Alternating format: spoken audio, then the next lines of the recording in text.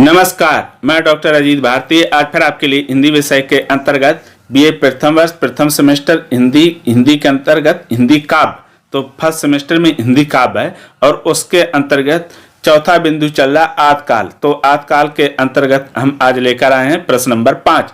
इससे पहले हमने 4 प्रश्न तैयार किए हैं, उसकी जो लिंक है इसके डिस्क्रिप्शन बॉक्स में मिल जाएगी और जाकर वहां पढ़ समझ सकते हैं। ठीक, तो 5वां चलो प्रश्न इस प्रकार से कि नाथ संप्रदाय के विकास एवं उसकी साहित्यिक देन पर एक निबंध लिखिए।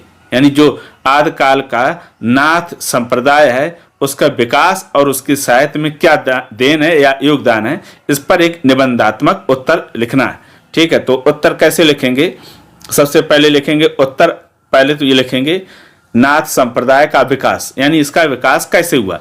तो लिखेंगे कि नाथ संप्रदाय के प्रवर्तक गोरखनाथ माने जाते हैं। यानी इसके कौन प्रमुख प्रवर्तक माने जाते हैं? गोरखनाथ। सिद्ध संप्रदाय में जिस भोग की प्रधानता आ गई थी उसका तिरस्कार करते हुए नाथपंथियों ने संयम और त्याग की वृत्ति को अपनाया। ये का जो सिद्ध साहित्य था उसमें जो भोग का समावेश हो गया था, लेकिन जो नाथ संप्रदाय इन्होंने भोग का क्या कर दिया? पूरा तिरस्कार कर दिया। ठीक, वज्रयान से जिस प्रकार से सिद्ध संप्रदाय का विकास हुआ, तो सिद्ध संप्रदाय का विकास वज्रयान से हुआ, उसी तरह प्रकार से सहजयान से नाथ संप्रदाय का विकसित हुआ। यानी तो ये आपका नाथ संप्रदाय किससे विकसित हुआ? सहजयान से। और ये आपको पता है कि ये किससे संबंधित है? बौद्ध धर्म से। इस प्रकार से नाथ पंथ का मूल बौद्धों की सहजयान शाखा है। देखो आ गया जो सहजयान है, ये क्या मूल क्या है इसका? बौद्ध। उसके बाद लिखेंगे कि नाथ योग को सिद्ध योग और संतों की बीच की कड़ी माना जाता है। कुछ विद्वानों का मानना है कि नाथ संप्रदाय का विकास पूरा स्वतंत्र रूप से हुआ है। ठीक, तो ये कहा कि नाथ योग को सिद्ध योग और संतों की बीच की कड़ी माना जाता है। कुछ विद्वानों ने माना कि नाथ संप्रदाय का विकास पूरा हुआ है और पूर्ण रूप से हुआ है। अब आगे फिर आता है कि इसके संबंध में पूर्णगिरि स्वामी जी ने क्या लिखा है? नाथ संप्रदाय के संबंध के अनुसार यदि नाथ लोग सिद्धों के दिखाए हुए मार्ग को अपना साधन चुन लेते तो उनको कोई भी महत्व न मिलता। देखो पूर्णगिरि स्वामी जी का ये कहना है कि अगर मान लो नाथ लोग सिद्धों के मार्ग को अपना लेते तो क्या होता है? इनको कोई महत्व ना मिलता। ये इनका विचार है। ठीक है, लेकिन बाद के विद्वानों ने क्या कहा? लेकिन यह मत भ्रामक है। अगर ऐसा होता तो संत लोगों ने भी नाथ लोगों द्वारा दिखाए गए मार्ग को चुना था, लेकिन उनको तो बहुत महत्व मिला। कहने का मतलब यह है, अगर नाथ संप्रदाय या नाथपंथी अगर सिद्ध संप्रदाय के मार्ग पर चलते तो पूर्णगिरि जी का कहना है कि उन्हें कोई महत्व नहीं मिलता। जबकि बात विद्वान कहते हैं कि जो कबीर जैसे संत उन्होंने तो सिद्ध और नाथ दोनों संप्रदाय के मार्ग को उनमें बहुत सारी चीजें ली हैं, लेकिन वो क्या हुए?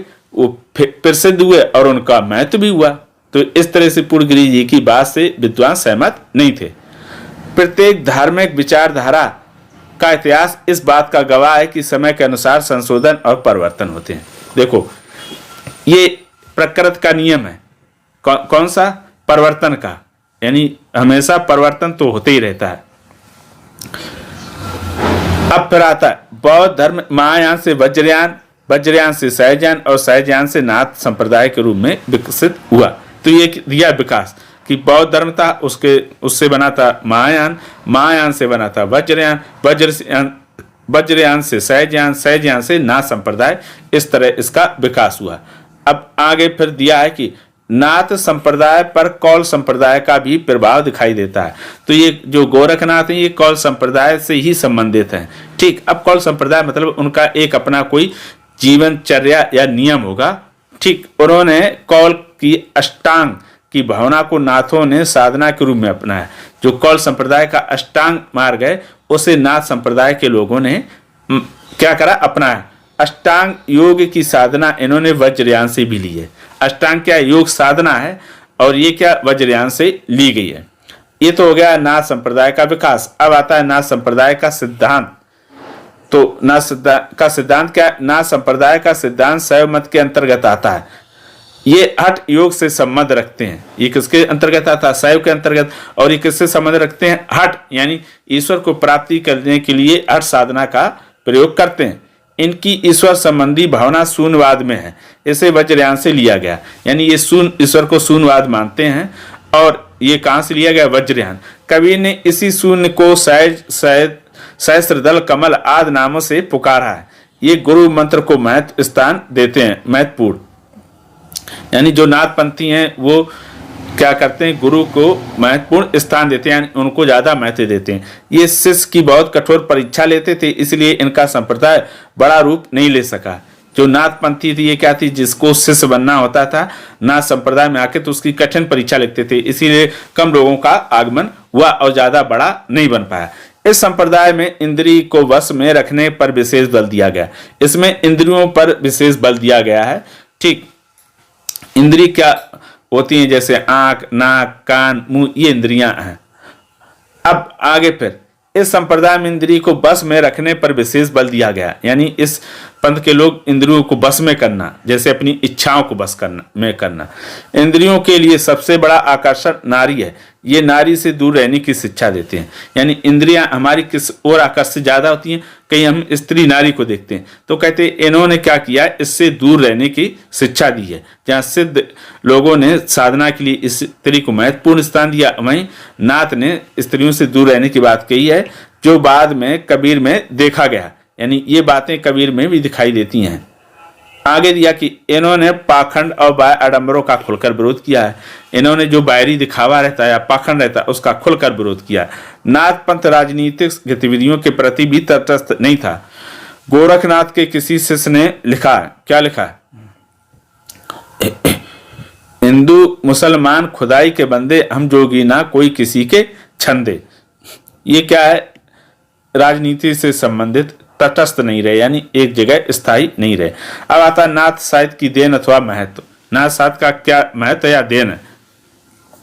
तो लिखेंगे कि नाथ साहित्य का प्रभाव संत काव्य पर पड़ा है। यानी जो नाथ पंथ है इनकी जो शिक्षा का प्रभाव किस पर दिखाई देता है? आगे चलकर संत काव्य पर। कबीर के काव्य में उपलब्ध गुरु की महत्ता, सदाचरण, नारी और उलटवासियों के विचित्र रूप नाथ साहित्य का बोध कराते हैं।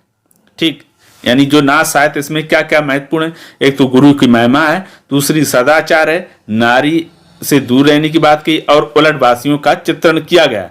कबीर द्वारा हठ योग का प्रयोग नाथ पंथियों से लिया गया। यानी कबीर ने भी जो हठ साधना अपनाई वो कहां से लिए?